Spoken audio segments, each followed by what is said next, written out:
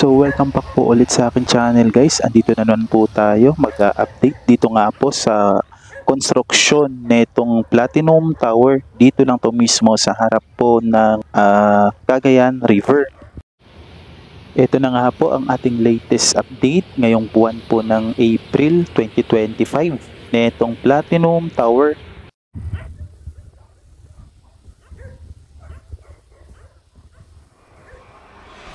So eto na po, update as of April 2025. Ang Platinum Tower ng Zilip ay patapos na at nasa huling yugto na nga po, kung saan nga ay makikita ang pagpipintas sa mga panlabas na pader ay isinasagawa at patuloy ang pag-install ng mga bintana neto.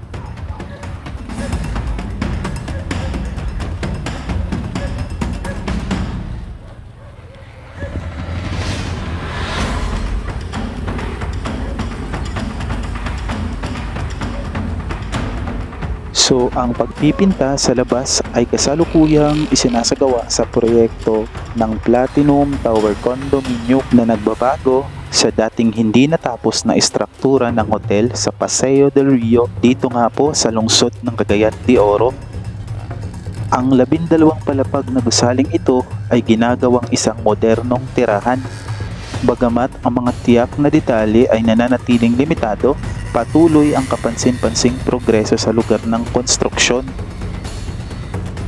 Ang Platinum Tower sa lungsod ng Cagayan de Oro ay parte ng Paseo del Rio Complex. Ito ay isang orihinal na pinlano bilang isang 18 palapag na gusali, ngunit kalaunan ay binawasan at ginawang 12 palapag. Netong April 27, 2025 nga po, ang proyekto ay nasa proseso na po ng pagtatapos ng semento sa panlabas ng pader nito at patuloy na pag-i-install ng mga bintanang salamin. Ang Paseo del Rio, ang Platinum Tower ay bahagi ng mas malawak na Paseo del Rio Complex na dinisenyo upang mapabuti ang riverfront area ng lungsod. Ang Platinum Tower ay binubuo ng Zilip. Ang tore na ito ay matatagpuan sa loob mismo ng Paseo del Rio Complex na nasa tabi mismo ng Cagayan River. Ang Paseo del Rio ay isang waterfront development na naglalayong buhayin muli ang lugar at lumikha ng isang pampublikong espasyo para sa mga residente at bisita. Ang lungsod ng Cagayan de Oro ay mayaman sa kasaysayan, itinatag bilang isang istasyon ng misyon noong ika-17 siglo at kalaunan ay naging lungsod noong 1950. Kilalang kilala ito sa kanyang mabuting pakikitungo at mainit na pagtanggap. Guys, eto guys, mapapansin nyo po, hindi ko lang alam kung ano yung area nito, pero parang ano ata to ng wastewater in case. So ayun nga, medyo malalim talaga siya.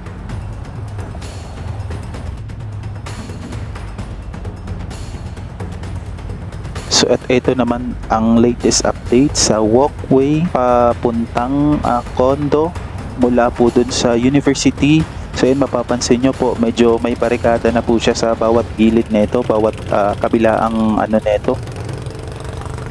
So ito na nga po ang kanilang latest update. Ang ating latest update, ang construction ay nasa huling yugto na nga po at ang kasalukuyang pagpipintura ng mga pader neto at ang pag-i-install po ng bintana.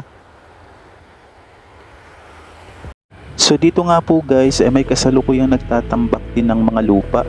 So baka pinapataas nila ang lupa dito sa banda neto. So medyo alam din ata ng developer, kung sino man ang developer ng area na to, na posibleng mangyari man ang nangyari ng panahon ng Ondoy. So di ko alam kung ano man ang itatayo, kung ano ang ilalagay, kung establishment man o kung gusali man. So mas maganda. So ano, ito ay tapat lang din mismo ng Platinum Tower dito po sa may mismong Paseo del Rio.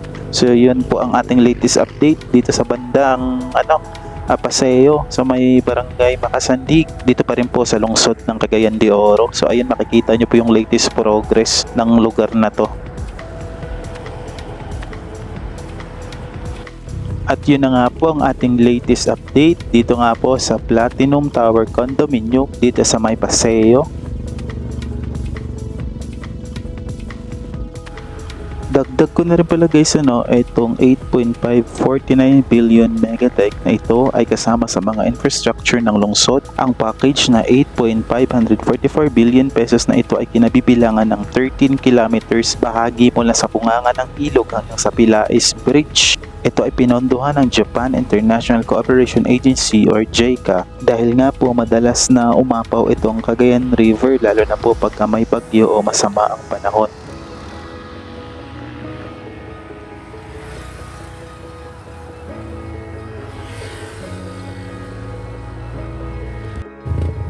So ito naman ang ating latest update dito nga po sa Casamira Towers ngayong buwan po ng April 2025. Sasamahan niyo po ulit ako ating alamin kung ano ba ang progress sa lugar. Isama ko na rin pala ang ating traffic update dito po sa kahabaan ng Pilais Boulevard connecting to Marcos Bridge or Maharlika Bridge. Eto nga guys, kapanapanabik nga po ang mga kaganapan dito nga po sa distrito ng Kauswagan habang papalapit na nga ang pagkakumpleto netong Casamira Towers ng Cebu Landmaster Incorporated na patuloy na umuusad ng mas mabilis. Ang proyektong ito ay 2 tower na mataas na residential condominium ay nakatakang muling tukuyin ang urban living sa lungsod ng Cagayan de Oro.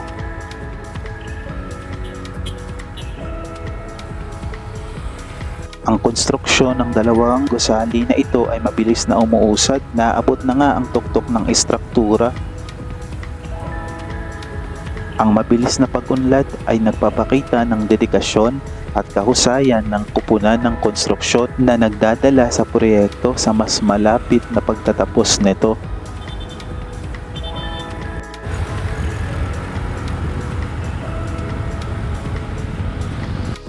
Kasabay nito, ang pagpipinta sa labas ng 2 tore ay nasa maayos na pag-usad. Ang makulay at modernong disenyo ng panlabas na bahagi ay nangangakong magdadala ng sariwa at kontemporaryong itsura sa skyline ng lungsod. Ang yugtong ito ay isang mahalagang hakbang sa pagtupad ng pangkalahatang bisyon ng Casamira Towers.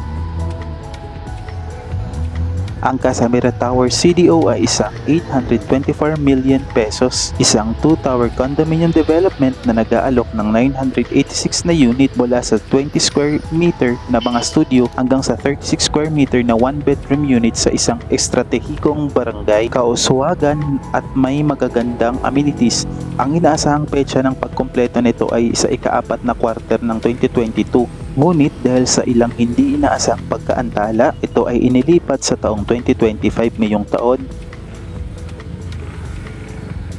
Cebu Landmaster Incorporation ang nagtataguyod ng Casamira Towers bilang higit pa sa isang simpleng residential complex na may mga pasilidad na dinisenyo upang mapabuti ang kalidad ng buhay. Ang proyektong ito ay naglalayong magbigay ng isang maayos na pagsasama ng modernong pamumuhay at mga espasyong nakatuon sa komunidad. Ang konstruksyon ng Casamira Towers ay hindi lamang isang mahalagang hakbang sa urban development kundi pati na rin sa isang makabuluhang kontributor sa lokal na ekonomiya. Ang proyekto ay nakalikha ng maraming oportunidad sa trabaho sa loob ng lugar at habang papalapit na ang pagtatapos ng mga gusali, ang positibong epekto sa komunidad ay lalong nagiging maliwanag. Ang mga magiging residente ay maaaring asahan ang mga tampok tulad ng mga recreational area, mga landscape na hardin at mga makabagong pasilidad. Ang Casamira Towers ay matatagpuan sa masiglang distrito ng Kauswagan, nag-aalok ng walang kapantay na kaginhawaan para sa mga residente. Ang estratehikong lokasyon ay nagbibigay ng madaling akses sa mga pangunahing serbisyo ng mga komersyal na establishmento at mga pangunahing rota ng transportasyon na ginagawang perpektong pagpipilian ito para sa mga urbanong residente na naghahanap ng kaginhawaan at accessibility.